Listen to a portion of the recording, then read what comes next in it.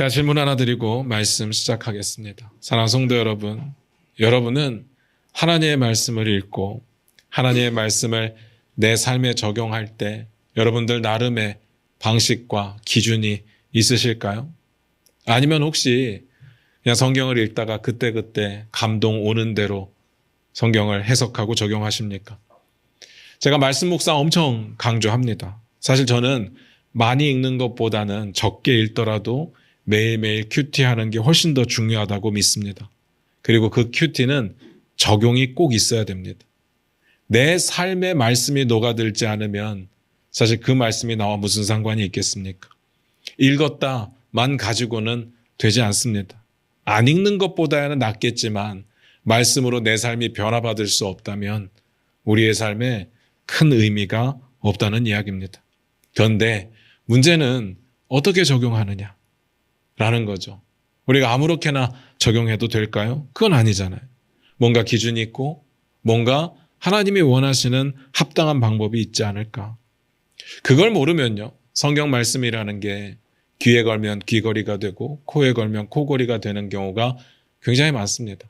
수천 년 전의 이야기이기도 하고 우리와는 문화가 완전히 다른 전혀 다른 지역의 이야기이기 때문에 이것이 우리가 잘 이해하기보다는 내 멋대로 하게 될 경우가 많습니다. 우리가 신학을 알고 아니면 원어를 알고 성경의 배경을 이해하고 있고 또 성경을 해석하는 방법을 배워서 알고 있다면 그래서 하나님의 말씀을 내 삶에 적용하는 방법을 하나하나 찾아갈 수 있다면 그건 좋겠지만 우리는 사실 그렇지는 못합니다.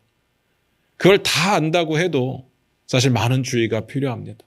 신학이라는 게 흐름이 굉장히 많기 때문에 또 잘못된 흐름을 타게 되면 잘못된 해석을 하게 되는 거거든요. 그런데 말씀을 읽고 내 마음에 감동되는 대로 한다. 이건 굉장히 위험합니다. 그래서 여쭙는 겁니다. 성경 말씀을 우리의 삶에 적용하는 가장 성경적인 방법은 뭐가 있을까? 오늘 말씀 같이 보면서 그 이야기를 좀 나눠보도록 하겠습니다. 사무엘상 24장 1절입니다.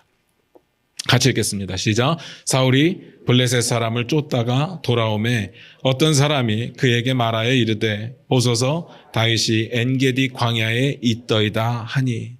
오늘 말씀 이렇게 시작을 했습니다. 사울이 블레셋 사람을 쫓다가 돌아왔대요. 제가 지난주까지 어떤 이야기를 드렸는가 하면요. 사울은 백성들의 고통에는 관심이 없고 그리고 원수 갚는 일에만 관심을 갖는 끔찍한 왕이었습니다. 라고 말씀을 드렸습니다. 그런데 제가 말씀드렸던 것과는 완전히 좀 상황이 다르게 오늘 말씀은 블레셋 사람들을 쫓는 것으로 이야기가 시작됩니다. 뭔가 좀 생소한 부분이 있죠. 그래서 전문맥을 봐야 됩니다. 사무엘상 23장 26절 같이 봅니다. 같이 읽겠습니다. 시작. 사울이 산 이쪽으로 가매 다윗과 그의 사람들은 산 저쪽으로 가며 다윗이 사울을 두려워하여 급히 피하려 하였으니 이는 사울과 그의 사람들이 다윗과 그의 사람들을 애워싸고 잡으려 함이었더라. 지난주 우리가 봤던 내용 기억나십니까? 다윗이 10광야에 숨어 있었습니다. 그때 요나단이 10광야에 숨어 있는 다윗을 찾아왔고 다윗을 격려했고 다윗과 언약을 맺고 돌아갔습니다. 우리가 지난주에 그 부분 봤습니다. 그 다음 내용은 우리가 보지 않고 오늘 본문으로 넘어왔는데요. 그 다음 내용은 사실 너무 신기한 내용이 들어있습니다. 10사람들이 사울에게 가서 다윗이 어디에 숨어 있는지를 다 일러 바칩니다. 너무 신기하지 않습니까? 잘 생각해 보시기 바랍니다. 모두가 다 우리가 생각했던 것처럼 사울을 다 싫어했던 건 아닌 것 같아요. 모두가 다 정반대로 다윗을 좋아했던 것도 아니었나 봅니다. 저는 이 부분이 너무 신기하더라고요. 아니 어떻게 사람들이 정상적이라면 사울을 더 좋아할 수가 있죠? 어떻게 다윗을 싫어할 수가 있죠? 사울 왕의 눈치가 너무 보여가지고 대놓고 다윗을 도와주지는 못할 수 있습니다. 그런데 이렇게 적극적으로 나서서 사울을 찾아가서 다윗이 여기 숨어 있으니까 잡아가라 라고 말할 수 있을까? 제 상식의 선에서는 이해가 안 돼요. 그런데 그런 일들이 벌어졌습니다. 어쨌든 그러다 보니까 사울이 다윗이 어디 있는지 알게 됩니다. 그래서 잡으러 갑니다. 그런데 감사하게도 다윗이 그 정보를 입수하고 또 도망을 가죠. 마온 광야로 도망을 갑니다. 마온 광야가 다윗의 8번째 도피처가 돼요. 그런데 사울도 만만치 않습니다. 사울도 다윗이 마온 광야로 도망갔다는 정보를 또 입수합니다. 또 잡으러 갑니다. 쫓고 쫓기는 상황이 계속 벌어집니다. 긴박한 상황. 여러분 한번 상상을 해보시기 바라요. 쫓고 쫓길 때 누가 더 불안할까요? 당연히 쫓기는 사람이 불안하지 않겠습니까? 오늘 본문을 보면 이 상황이 사울에게는 훨씬 더 유리해 보입니다. 방금 읽었던 전문맥 끝부분에 이렇게 나오거든요. 사울과 그의 사람들이 다윗과 그의 사람들을 애워싸고 잡으려 함이었더라. 이게 우리식으로 표현하면 다윗은 도간에 든 쥐가 되었다라는 이야기입니다. 거의 잡힌 거죠. 내용도 보면요. 그 부분 앞부분에 보면 사울이 이렇게 애워싸고 잡으려고 하니까 피하려고 했는데 사실 그 다음 내용은 없지만 못 피했다는 이야기입니다. 거의 잡힌 거예요. 거의 붙잡히기 일보 직전이었습니다. 그런데 그때 어떤 일이 벌어지느냐. 갑자기 블레셋 사람들이 쳐들어옵니다. 그리고 사울은 그들을 막으러 떠나야 했습니다. 우연일까요? 당연히 아니겠죠. 당연히 하나님이 하셨을 겁니다. 지지난주에 우리가 봤던 본문에 이런 내용이 있었습니다. 사무엘상 23장 14절입니다. 한번 같이 읽어볼까요? 같이 읽겠습니다. 시작. 다윗이 광야의 요새에도 있었고 또 십광야 산골에도 머물렀으므로 사울이 매일 찾되 하나님이 그를 그의 손에 넘기지 아니하시니라. 사울은 정말 목숨 걸고 다윗을 찾아 나섰는데 하나님이 그를 그의 손에 넘기지 않으셨다. 어떤 식으로요? 오늘과 같은 일이 벌어지는 거예요. 블레셋을 통해서 다윗을 구원하셨습니다. 근데 제가 앞에서 그런 이야기를 드렸습니다. 이 사울이라고 하는 왕은 자기 백성들의 고통에는 아무 관심이 없고 원수 갚는 일에만 관심이 있는 끔찍한 왕이었습니다. 그런데 먼 바람이 불어서 지금 다윗을 거의 다 잡았거든요. 애워싸고 붙잡으려고 했으니까 다윗은 도망갈 구멍이 없었는데 그 순간을 포기하고 떠났을까? 이유는 간단합니다. 블레셋이 침략을 했는데 그 상황이 매우 위험했기 때문이었습니다. 그러니까 가죠. 안 그랬으면 안 갔을 겁니다. 그래서 사울이 더 나쁜 겁니다. 사울이 정신이 없어서 정신이 나가서 다윗만 보인 게 아닙니다. 사울도 자기 백성들의 고통이 눈에 들어왔어요. 귀에 들렸습니다. 그런데 외면했던 겁니다. 자기 왕권을 지키는 일에 직접적으로 연관이 없으면 관심을 갖지 않았습니다. 신경 쓰지 않았습니다. 그러니까 나쁘죠. 오늘 본문을 보니까 자기 왕권이 도전받는다. 자기 나라를 빼앗길 것 같다. 가잖아요. 금방 갑니다. 그 다음 볼까요? 사무엘상 23장 29절입니다. 같이 읽겠습니다. 시작. 다윗이 거기서 올라가서 엔게디 요새에 머무니라. 사울이 블레셋과 싸우러 갔던 그 상황에 그 사이에 다윗이 엔게디로 도망을 갑니다. 9번째 다윗의 도피처가 되죠. 여기까지가 전문맥입니다. 그리고 오늘 본문이에요. 24장 1절 다시 봅니다. 같이 읽겠습니다. 시작. 사울이 블레셋 사람을 쫓다가 돌아오매 어떤 사람이 그에게 말하여 이르되 보소서 다윗이 엔게디 광야에 있더이다 하니. 사울이 블레셋 사람을 쫓다가 돌아왔다. 이제 이게 무슨 의미인지 이해가 되실 겁니다. 그런데 잘 보니까요. 사울이 지금 블레셋이 쳐들어와서 그걸 막으려고 갔는데 그 전쟁이 어떻게 끝났는지에 대해서는 이야기가 없습니다. 그런데 상황을 보면 잘 막아낸 것 같아요. 잘 막아냈으니까 다시 다윗을 잡으러 왔겠죠. 그런데 다윗을 잡으려고 왔는데 어디로 왔는가 하면 원래 있던 곳으로 왔겠죠. 거의 잡을 뻔했던 그곳으로 왔겠죠. 그게 어디예요? 마온 광야. 그런데 다윗은 이미 엔게디로 떠나고 없었습니다. 근데 또 누가 그 소식을 전해줍니다. 사울이 가만히 있었을까요? 또 잡으러 갑니다. 제가 이쯤에서 한번 생각해 보고 싶은 게 있어요. 그러면 하나님께서 블레셋을 통해서 다윗을 정말 절대절명의 위기에서 구해줬는데 사실 현실적으로 보면 다윗의 입장에서 그렇게 바뀐 건 없어 보입니다. 여전히 사울은 기세등등하고 여전히 사울은 자기를 잡으려고 하고 그리고 그 잡으려고 하는 정도가 그냥 단순한 게 아니라 엄청나게 자신의 최선을 다해서 잡으려고 오니까 별반 바뀐 게 없어 보이죠. 그러면 답답하게 느껴질 겁니다. 사실 우리의 삶도 그렇잖아요. 뭔가 하나가 해결돼서 내 삶이 죽을 때까지 평안하겠다라고 하면 너무 좋겠는데 하나가 해결되면 또 다른 문제가 있고 또 다른 문제가 해결되면 또 다른 문제가 오니까 우리는 날마다 살아가면서 하나님 앞에 힘들다고 답답하다고, 이 상황이 왜 이런지 모르겠다고 불평할 때가 많죠. 여기서 중요한 건요, 엔게디입니다. 제가 엔게디에 대해서 좀 소개를 해드리려고 합니다. 사실은 저도 안 가봐서 그게 어떻게 생겼는지 몰라요. 책 보고 배웠습니다. 책에 나온 내용을 제 표현으로 좀 설명을 드리려고 합니다. 엔게디는요, 사해 옆에 있습니다. 사해에서 이렇게 딱 바라보면 서쪽으로 270m 정도 가면 엔게디가 있습니다. 그 높이가 600m에 이르는 엄청난 절벽이 나와요. 600m 높이의 절벽을 올라가면 고원이 펼쳐지는데 그 고원은요, 엄청난 침식 때문에 골짜기가 엄청 많고요. 그리고 그 골짜기가 생기면서 수많은 동물들이 생기게 됩니다. 이곳이 엔게디 황무지, 엔게디 광야라고 부릅니다. 이곳이 지구상에서 가장 험악하고 그리고 가장 황량한 지역입니다. 라고 책에 쓰여져 있습니다. 다시 말해서 다윗은요, 블레셋 덕분에 숨어 지내기에 좋은 곳으로 이동할 수 있었습니다. 은혜죠. 똑같지 않습니다. 상황은 변하지 않아요. 절대절명의 위기를 넘겼습니다.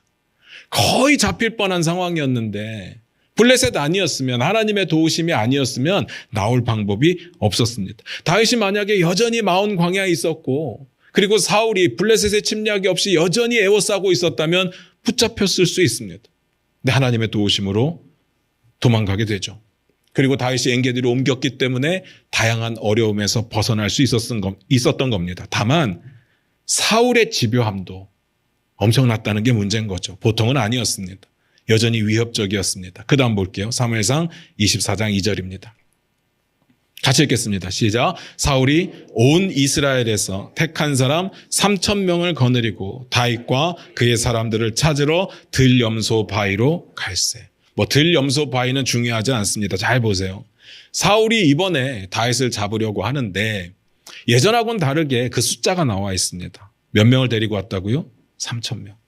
근데 이 3,000명이 어떤 3,000명이냐 하면요, 온 이스라엘에서 택한 사람 3,000명이래요. 이 택하다라는 말이 무슨 뜻인가 한번 생각을 해보시기 바라요. 찾출했다라는 뜻입니다. 그러니까 사람을 찾는데, 다윗을 찾는데 가장 적합한 사람들로 3,000명을 골라서 잡으러 왔다는 이야기입니다. 어마어마하죠. 다윗에게 몇 명 있었어요? 600명이요. 600대 3,000. 이거 비교가 안 되는 겁니다. 근데 그 600명 어떤 사람이었습니까? 어떤 사람들이었습니까? 환난당한 자들, 빚진 자들, 원통한 자들. 쉽게 표현하면요, 난민에 가까운 사람들입니다. 난민에 가까운 사람들 600명을 데리고 있는데 최정예 부대, 고르고 고른 특수부대 사람들 3,000명을 데리고 왔다. 비교가 안 되죠. 이건 무조건 다윗에게 불리합니다. 다윗이 피하기에 좋은 장소로 도망간 것도 맞는데 사울의 공세도 만만치 않았습니다. 다윗이 도망가면 또 쫓아옵니다. 그래서 두렵죠.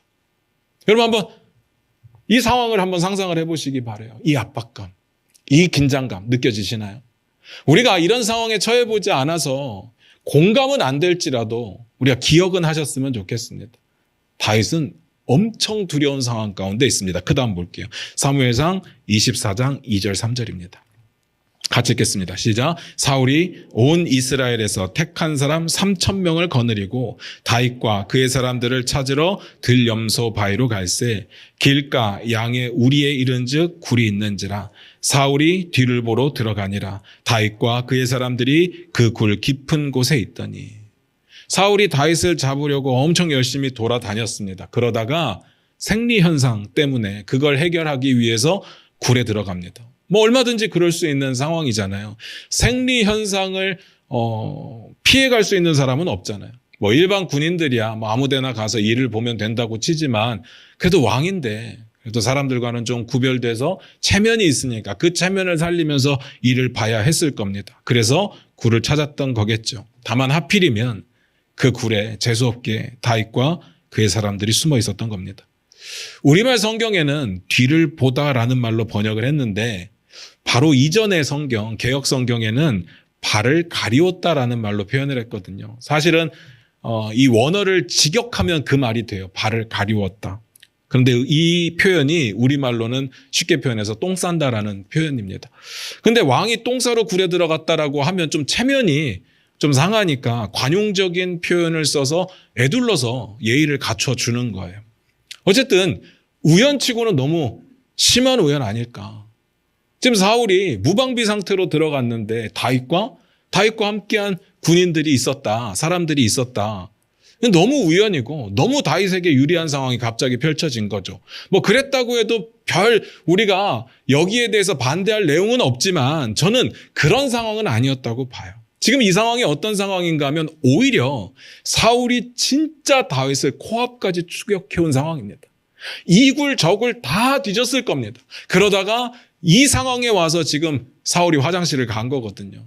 만약에 그거 아니었다면 그 굴도 뒤졌을 거고 그러면 다윗과 마주쳤을 가능성이 굉장히 큽니다. 그만큼 다윗을 가까이 추격해왔다는 이야기고 사울의 애워쌈이 얼마나 두려운 상황이었는지를 여러분 기억해 주시길 바라요. 정말 사울은 최선을 다해서 쫓고 있었습니다. 그 압박감, 그 긴장감 기억해 주시기 바랍니다. 기억하면서 다음 봅니다. 사무엘상 2장 24장 4절입니다. 같이 읽겠습니다. 시작. 다윗의 사람들이 이르되 보소서 여호와께서 당신에게 이르시기를 내가 원수를 내 손에 넘기리니 내 생각에 좋은 대로 그에게 행하라 하시더니 이것이 그날이니이다 하니 다윗이 일어나서 사울의 겉옷자락을 가만히 베니라. 사울이 점점 좁혀올 때 다윗과 함께했던 사람들은 어쩔 수 없이 동굴에 숨어 있었는데요. 정말 우연히도 군대가 아니라 사울이 이를 보러 들어왔습니다. 무방비 상태로. 바로 그때 그 상황을 지켜보고 있던 다윗과 함께했던 사람들이 다윗에게 말을 꺼낸 겁니다. 하나님께서 이렇게 말하지 않았습니까? 내가 원수를 너의 손에 붙일 때니까 너가 보기에 좋은 대로 행하라. 이런 말씀을 언제 했는지, 이런 말씀을 어디서 했는지는 모르겠습니다. 성경에 안 나와 있어요. 그래서 진짜로 이런 말씀을 하셨는지도 잘 모르겠어요. 확인할 방법이 없습니다. 다만 흐름을 보면요. 다윗이 그들이 하는 말에 대해서 부정을 하거나 아니면 정정을 하거나 그런 내용이 없습니다. 하나님이 언제 그런 말씀을 하셨어? 라고 하지도 않았고요. 하나님이 말씀하신 게 그게 아니었지? 라고 정정하지도 않았습니다.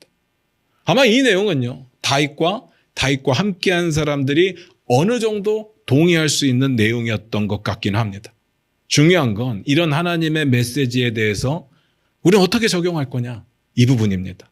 오늘 이 부분을 정리하는 게 결론입니다. 먼저 다윗의 사람들은 어떻게 적용했는지를 볼게요. 사무엘상 24장 4절을 다시 봅니다. 같이 읽겠습니다. 시작. 다윗의 사람들이 이르되 보소서 여호와께서 당신에게 이르시기를 내가 원수를 내 손에 넘기리니 내 생각에 좋은 대로 그에게 행하라 하시더니 이것이 그날이니이다 하니 다윗이 일어나서 사울의 겉옷자락을 가만히 베니라. 뭐라고 했습니까? 오늘이 그날이래요. 오늘이 기회랍니다. 지금 사울 왕을 당신의 손에 넘겼으니까 딱 죽이기 좋은 시점이 되었다는 거죠. 그러니까 이렇게 이야기하는 겁니다. 오늘 죽이시면 되겠습니다. 앞에서 제가 계속 기억해달라고 부탁드렸던 게 있어요. 공감은 안 될지라도 상황은 기억해달라. 그게 뭐였습니까? 사울의 추격이 코앞에 이르러서 정말 목을 조여오는 것 같은, 숨통을 조여하는 것 같은 압박감과 긴장감 가운데 두려운 상황이라고 말씀드렸습니다. 그 두려운 사람들이 내릴 수 있는 가장 적절한 적용법이 그거 아니겠습니까? 야, 이런 상황이 왔네? 이거 하나님이 주신 기회니까 당연히 죽여야지.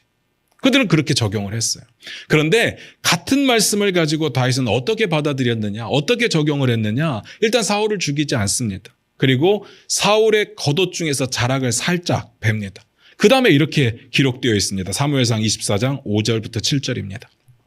같이 읽겠습니다. 시작. 그리한 후에 사울의 옷자락 뱀으로 말미암아 다윗의 마음이 찔려 자기 사람들에게 이르되 내가 손을 들어 여호와의 기름 부음을 받은 내 주를 치는 것은 여호와께서 금하시는 것이니 그는 여호와의 기름 부음을 받은 자가 됨이니라 하고 다윗이 이 말로 자기 사람들을 금하여 사울을 해하지 못하게 하니라. 사울이 일어나 굴에서 나가 자기 길을 가니라. 여러분 혹시 기억하시는지 모르겠는데 옛날이잖아요. 왕이 자기가 왕인 것을 나타낼 수 있는 방법이 옷밖에는 없다고 말씀을 드렸어요. 그러니까 왕은 왕다운 옷을 입고 다니고 왕다운 옷을 입고 다닐 때 사람들은 저 사람이 왕이구나 여길 수 있었습니다. 그런데 왕도 사람인지라 일을 보러 갈 때 그 치렁치렁한 두루마리랑 이 두루마기 이런 거를 입고 일을 볼 수는 없어요. 그래 그걸 벗어서 옆에 둘 수밖에 없었을 거고 하필이면 그 옷이 다윗 앞에 놓여졌던 겁니다. 이것도 신기하죠. 자꾸 뭘 벗어서 줍니다.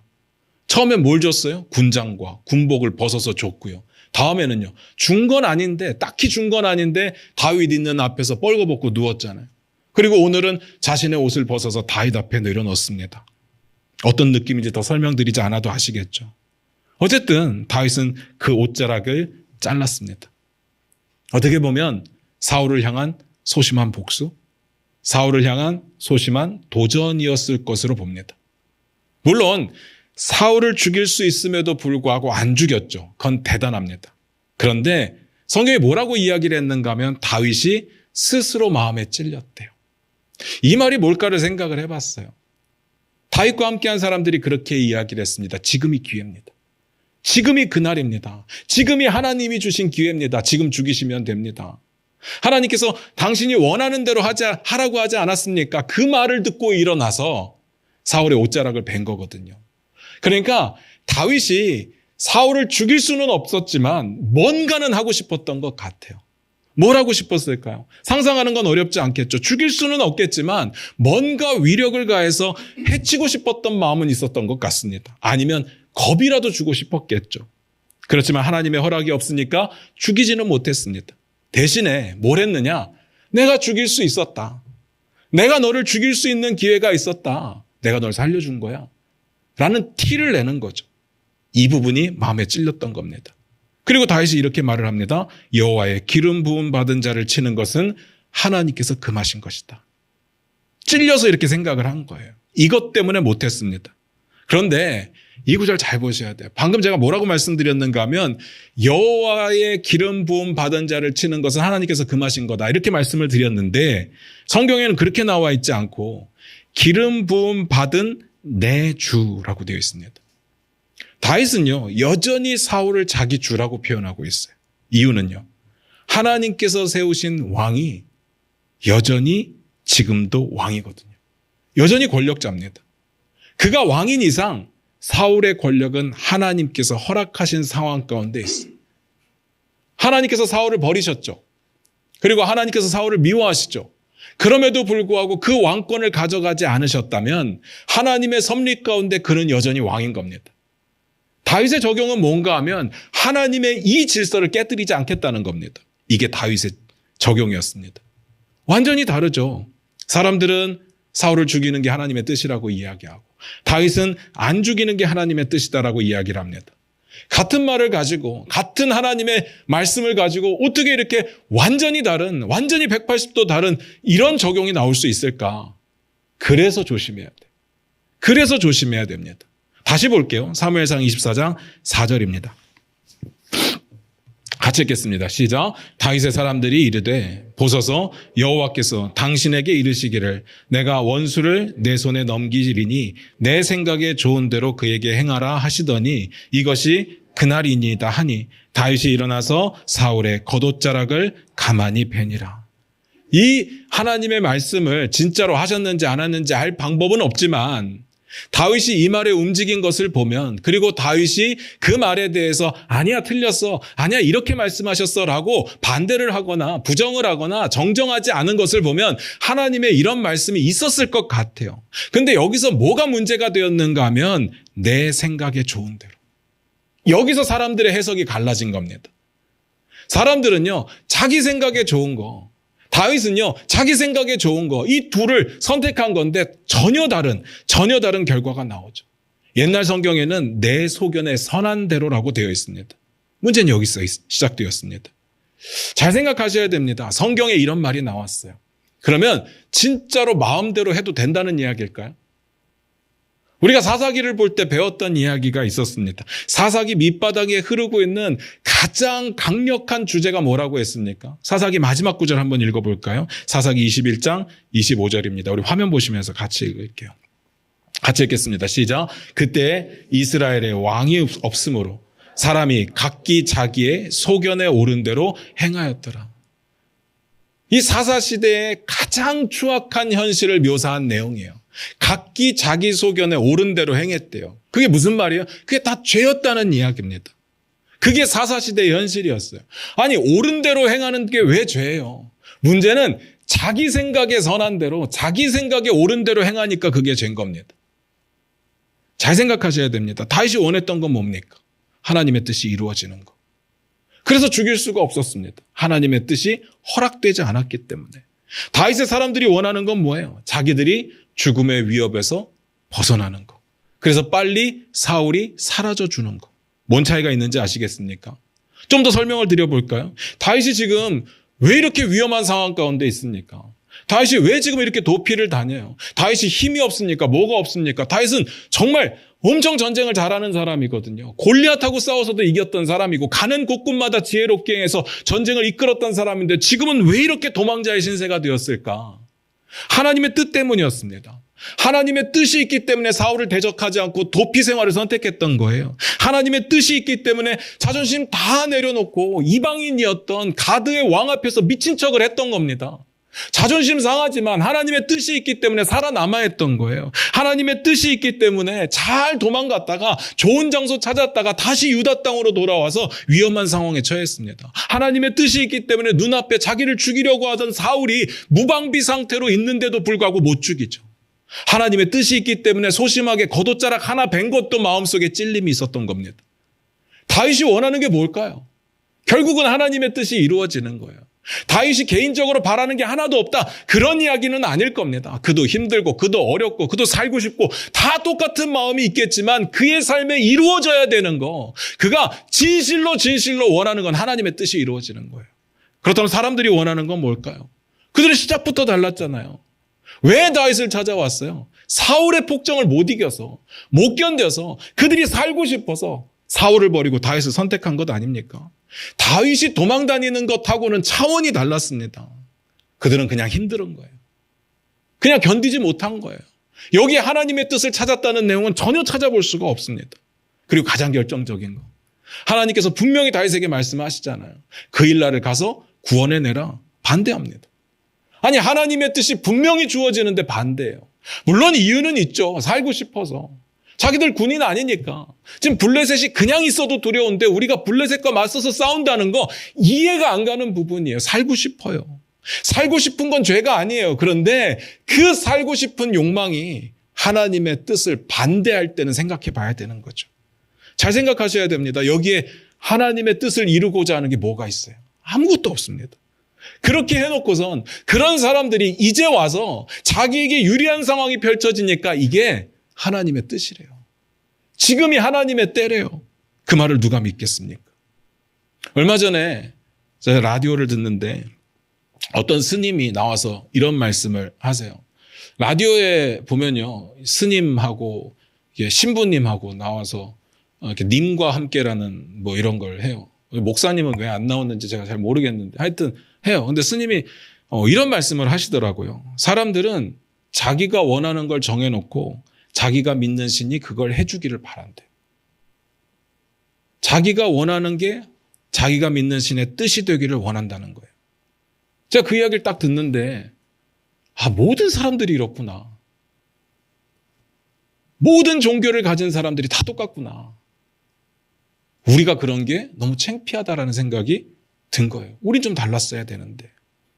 그런데 오늘 본문에 나온 다윗과 함께한 사람들, 이들의 적용법이 딱 이랬습니다. 그들에게 필요한 거, 그들이 원하는 거, 그게 하나님의 뜻일 거라고 말을 해요. 그래서 다윗은 좀 달랐죠. 하나님의 뜻에 대해서 때를 기다려야 되고 상황을 견뎌야 되고 내 유익을 포기해야 되고 그럼에도 불구하고 하나님의 뜻이 이루어지기를 바라는 것. 누구의 말이 맞을까요? 말씀 마무리 지을게요. 제가 맨 처음 그런 질문을 드렸습니다. 우리가 말씀을 읽을 때 우리가 나름대로 하나님의 말씀을 적용하는 내 기준과 내 방법이 있을까? 그리고 마지막엔 이렇게 물었죠. 가장 성경적인 기준과 방법이 있을 텐데 그게 뭘까요? 뭘 것 같습니까? 사람들은 똑같은 말씀을 가지고도 180도 다른 결론을 내리는데 180도 다른 적용을 하게 되는데 이런 실수를 없앨 수 있는 가장 좋은 방법은 뭘까? 너무 간단합니다. 하나님의 뜻에 어울려야 돼요. 예수님의 성품에 어울려야 됩니다. 하나님의 속성에 어울려야 돼요. 예수님의 사랑에 어울려야 됩니다. 그렇게 적용해야 됩니다. 성경에 보면 예수님께서 이런 식의 말씀을 자주 하시거든요. 마태복음 21장 22절인데 우리 화면 보시면서 같이 읽을게요. 같이 읽겠습니다. 시작. 너희가 기도할 때 무엇이든 믿고 구하는 것은 다 받으리라 하시니라. 저희 어렸을 때 이런 구절로 엄청 훈련 받았거든요. 무조건 기도해야 된다. 기도하면 다 된다. 다 이루어진다. 저희 그렇게 배웠습니다. 근데 안 되면요. 믿음이 부족한 거죠. 너의 믿음이 부족하고 너의 정성이 부족하고 그렇게 말을 하죠. 한번 생각을 해봤습니다. 기도해서 다 이루어진다면 이 세상 어떻게 될까? 어떻게 될 것 같습니까? 엉망진창되지 않을까요? 죄악으로 가득 차지 않을까요? 세상에서 선한 걸 구하는 사람들보다 선이든 악이든 내가 원하는 걸 구하는 사람들이 저는 훨씬 더 많을 거라고 생각해요. 그러지 않겠습니까? 어떻게 이렇게 극단적으로 생각합니까? 하나님께 기도하는데 그래도 선이라는 게 있겠죠. 그런 선은 어디에 있는 걸까? 그런 선은 저는 없다고 보고요. 그런 선이 있다면 딱 하나 하나님의 말씀밖에는 없어요.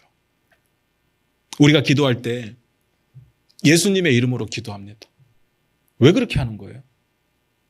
만약 여러분들 기도하실 때 막 이렇게 얘기를 하시고 예수님의 이름으로 기도합니다를 빼먹고 아멘 하면 그 기도 아닌가요? 저 어렸을 때 그랬거든요. 밤에 자기 전에 기도하라고 해서 기도하다가 너무 졸리니까 잠들어가지고 예수님의 이름으로 기도합니다를 못하고 잠든 거예요. 그럼 아침에 일어나자마자 예수님의 이름으로 기도합니다 하면 그래야 된다라고 생각을 했어요. 그래야 기도가 마무리가 된다고 생각을 했어요. 왜 그렇게 하는 걸까? 잘 생각하셔야 됩니다. 예수님의 이름으로 기도합니다는 뭔가 엄청난 능력을 나타내는 하나님의 뜻을 받아낼 수 있는 마법 같은 주문이 아닙니다. 예수님의 이름으로 기도를 하라는 거예요. 이름이 뭐라고요? 그 사람의 전부라고 했습니다. 예수님의 이름, 예수님의 삶에 어울리는 기도, 예수님의 가르침에 어울리는 기도, 예수님의 능력에 어울리는 기도, 예수님의 역사에 어울리는 기도, 예수님의 사랑에 어울리는 기도, 예수님의 겸손에 어울리는 기도, 예수님이 보여주신 모든 것에 어울리는 기도, 다시 말해서 예수님 자체. 예수님 자체에 어울리게 기도할 때 하나님께서 들어주시겠다는 겁니다.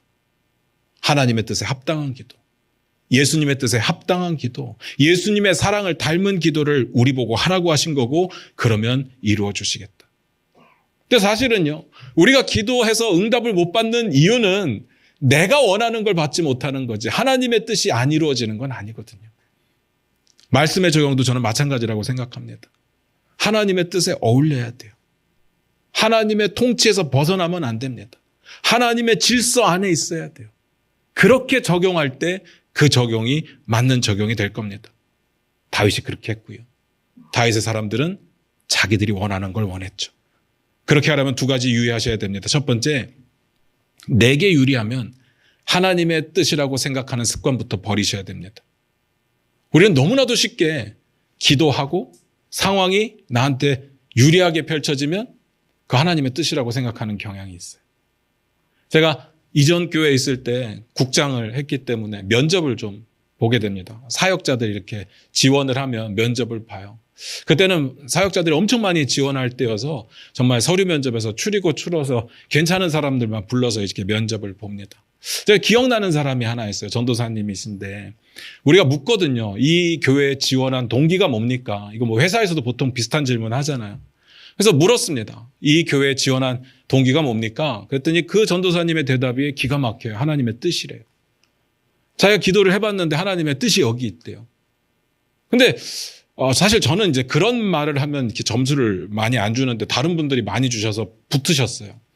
그리고 나서 한 2달 정도 지났는데 그만두신대요. 너무 궁금하잖아요. 무슨 일이 있었을까? 그래서 찾아가서 물었어요. 아니 왜 교회에 뭐 실망하신 게 있냐?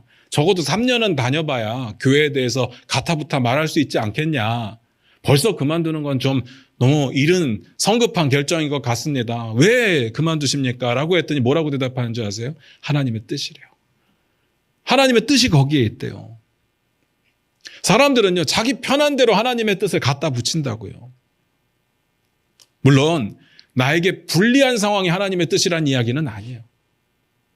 나에게 유리한 상황이 하나님의 뜻이라는 이야기도 아니지만 유리하고 불리하고의 문제가 아니라는 이야기입니다. 하나님의 뜻은요, 때로는 우리가 보기에 불리해 보일 수 있다는 이야기를 드려요. 그럼에도 불구하고 우리는 하나님의 뜻을 기다릴 수 있는 넉넉함과 여유가 있어야 돼요. 가능성을 열어두셔야 됩니다.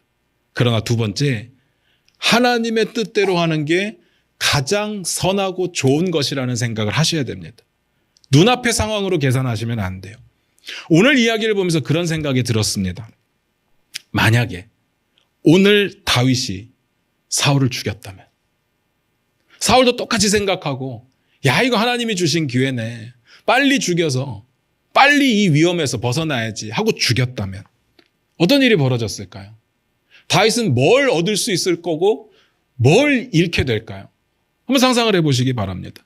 만약에 오늘 다윗이 하나님의 기름 부음 받은 종을 하나님의 때라고 생각하고 죽였다면 아마 생각보다는 빨리 왕이 될 수 있었을지도 모르겠어요. 물론 그것도 돼봐야 아는 거겠지만, 그러나 제 생각에는요, 나중에 다윗을 죽이고자 하는 사람들이 훨씬 더 많았을 거라고 생각이 듭니다. 사실 왕조는 사울 왕조잖아요. 하나님 처음 그렇게 시작하셨잖아요. 근데 하나님께서 사울이 불순종하니까 사울을 패하시고 다윗으로 새로운 왕조를 시작하신 거예요. 어떤 나라도 왕조가 그런 식으로 변하는 경우는 없거든요. 적이 왜 없겠습니까? 에이, 다윗 좋은 사람인데, 하나님의 사람인데 누가 싫어하겠습니까? 우리 앞에서 봤잖아요. 제가 앞에서 너무 말이 안 됩니다, 제 상식으로는 이해가 안 됩니다 했던 10광야 사람들이요, 사울에게 찾아가서 다윗을 일러 바치잖아요. 제발 좀 와서 이 사람 잡아가십시오 하잖아요. 그런 사람들이 왜 없겠습니까? 만약에 하나님의 뜻이 너무나도 중요했던 다윗이 하나님의 기름 부음 받은 종, 하나님이 금하시고 있는 기름 부음 받은 종을 죽이는 것을 지금이 때라고 해서 죽였다면, 만약에 하나님의 뜻에 아무 상관이 없는 사람들, 아무 관심이 없는 사람들은 어떻게 할까요? 훨씬 더 다윗을 쉽게 죽일 수 있지 않을까요? 하나님의 뜻이 무슨 상관이야? 다윗도 그랬는데 그러지 않았을까? 근데 다윗이 안 했죠. 아마 사람들은 기억했을 겁니다. 와, 다윗이 사울만 죽이면 자유인데 하나님의 뜻을 따른다고 안 죽이네. 야, 정말 대단한 다윗도 하나님의 뜻을 저렇게 무서워하는데 우리가 감히 다윗을 칠 수 있을까라고 생각했을 겁니다. 그래서 다윗의 일생 가운데 아들이 반역하기는 했지만 신하들이나 백성들이 다윗을 죽이려고 하지는 않죠. 물론 이 정도가 제가 생각해낼 수 있는 최고의 좋은 일이었던 것 같아요. 그런데 중요한 건, 우리는 알 수 없지만, 성경에 자세한 내용도 기록되어 있지 않지만 하나님의 뜻을 가장 우선시하고 자기의 유익을 내려놓고 어려움 가운데로 들어가는 다윗을 하나님께서는 왕으로 결국 세우시고요. 그리고 다윗을 이스라엘 역사상 가장 위대한 왕으로 삼으셨습니다. 그리고 이런 칭찬을 하시잖아요. 인간들 가운데 그런 칭찬을 받은 사람이 없는데 내 마음에 합한 자다. 내 마음에 합한 자다.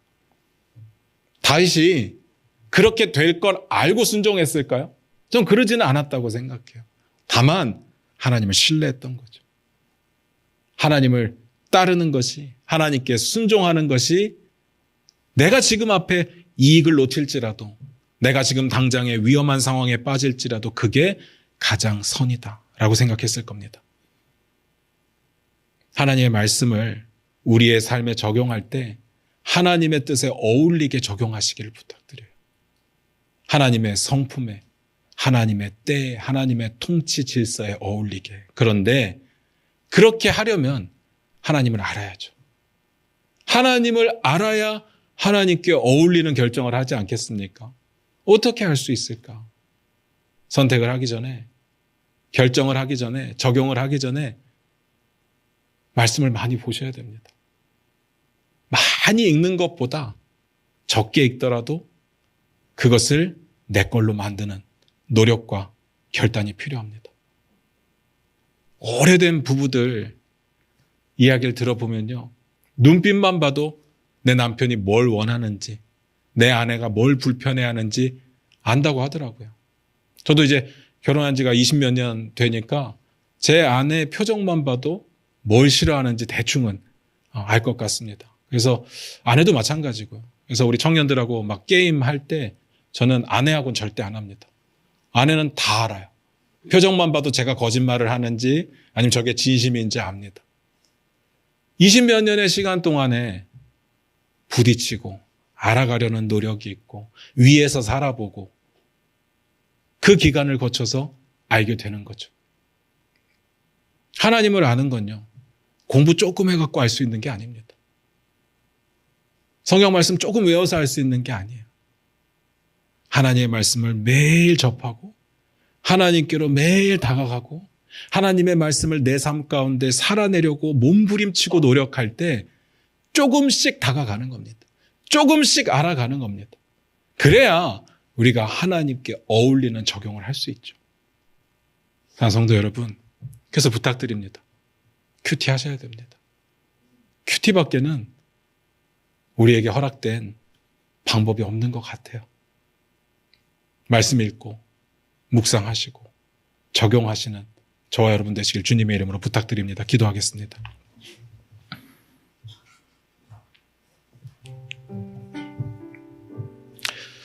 우리 반주 들으시면서 잠깐 한번 기도하며 나아갑니다. 우리의 삶이 어떻습니까? 많이 힘드시죠? 많이 어려우시죠? 자영업 하시는 분들은 올해가 정말 힘들다고 말씀을 하시더라고요. 정말 견디기 힘들 정도로 어렵다라는 이야기를 많이 하세요. 힘듭니다. 그래서 말씀 읽을 시간이 없어요. 읽는 건 잠깐 하겠는데 그 말씀을 곱씹어 보거나 생각해 볼 여유는 없습니다. 그래서 하나님을 아는 게 쉽지 않다고 말하죠. 제가 말꼬리 붙잡는 게 아니라 이렇게 한번 말씀드리고 싶어요. 아무리 바빠도 밥은 먹잖아요. 아무리 바빠도 잠은 자잖아요. 뭐 하루에 한 끼를 먹던 하루에 잠을 2시간밖에 못 자든 자긴 하잖아요. 하나님의 말씀을 읽을 시간이 없고 고민해 볼 여유가 없다. 하루에 10분, 20분 그 정도의 여유가 없다면 진짜 우리의 삶은 위기입니다. 그 정도로 바쁘다면 다시 고민해 보셔야 됩니다. 정말 위험한 상태입니다. 비단 말씀을 읽고 못 읽고를 떠나서 그 정도의 여유가 없다면 너무 위험합니다. 우리 시간 여러분의 결단이 필요합니다. 다양하게 말하고 싶은 핑계들이 많죠. 다윗의 사람들도 그랬습니다. 그들은 목숨을 건 상황이잖아요. 자칫하면 죽을 수 있는 상황입니다. 상황적으로 보면 그들의 말이 맞아요. 지금 빨리 죽이고 위협에서 벗어나는 게 좋아요. 혹시 우리도 그런 핑계를 대고 있지 않을까요? 어쩔 수 없다. 상황이 이렇다. 형편이 그렇다. 그래서 말씀 읽을 시간이 없고 말씀을 묵상할 시간이 없다. 이 말은 곧 바쁘기 때문에 하나님을 알고 싶지 않다라는 이야기와 동일합니다. 이 시간 결단합니다. 날마다 하루 10분이라도 말씀을 읽고 묵상하고 그 깨달은 것으로 하루를 살아내려고 몸부림치겠습니다. 이 결단이 우리 안에 있기를 원합니다. 기도하겠습니다.